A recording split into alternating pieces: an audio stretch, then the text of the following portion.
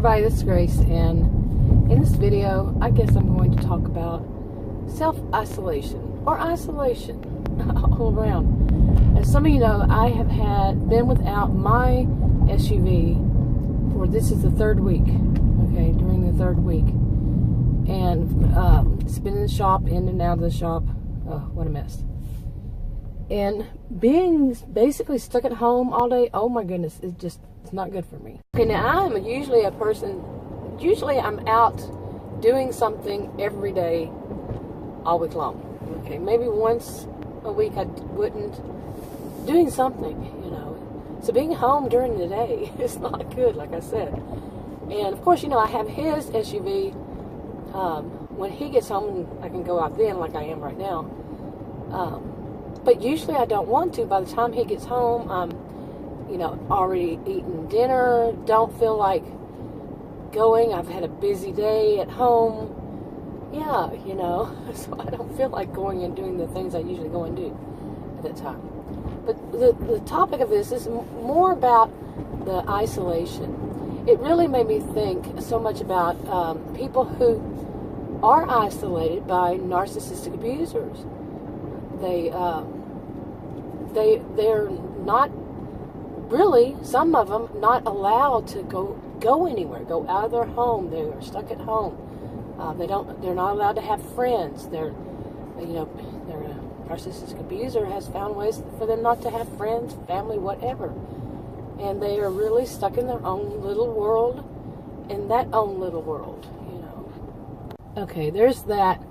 And also, those of us, like I have done to myself, is after going no contact, you know, with narcissistic people, you know, like if you go no contact with your dysfunctional family, and then you really, your eyes start to open and you start to see that a lot of the people that you got in your life after, or even during, while you were in school, kid in school, you know, that these people are just also as bad. Now, that is not that uncommon. You know, I know some people think, well, if it's, you got that many, you know, you have that many in your life, then it's something about you. No, no victim blaming.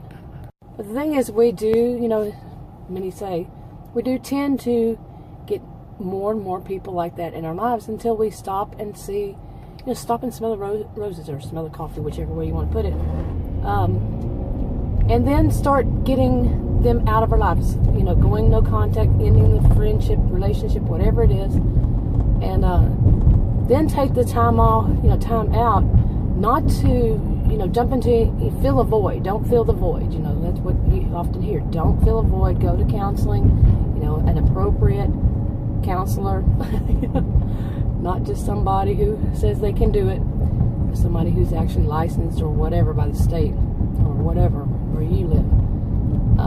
You know, to help you through that, you know, to find out who you are without them. You know, who are you as an individual, as a person, without all of that chaos and those, you know, without all the people in your life.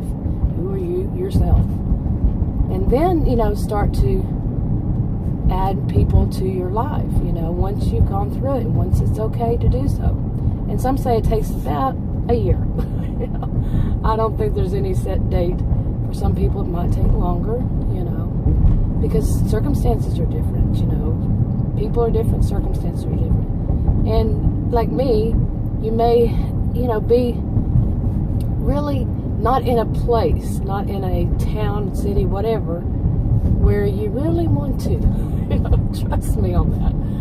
But, yeah. Okay, anyway, this is what's on the topic on my mind these days. Feeling it's awful. Yesterday and today, I really started to feel down and blue. Oh my goodness, you know, just really not feeling, you know, up, you know, cheerful. It was just awful. Being at home, and like I said, I could go out, but then I would feel even less energy, less, you know, less of wanting to go out. Now, that's not good. That's not good. You remember, I had suffered years ago. I was 28 and again 33 from what people pronounce these days as agoraphobia. I suffered from it before, and both times I couldn't leave my home because of my own you know, because of the agoraphobia.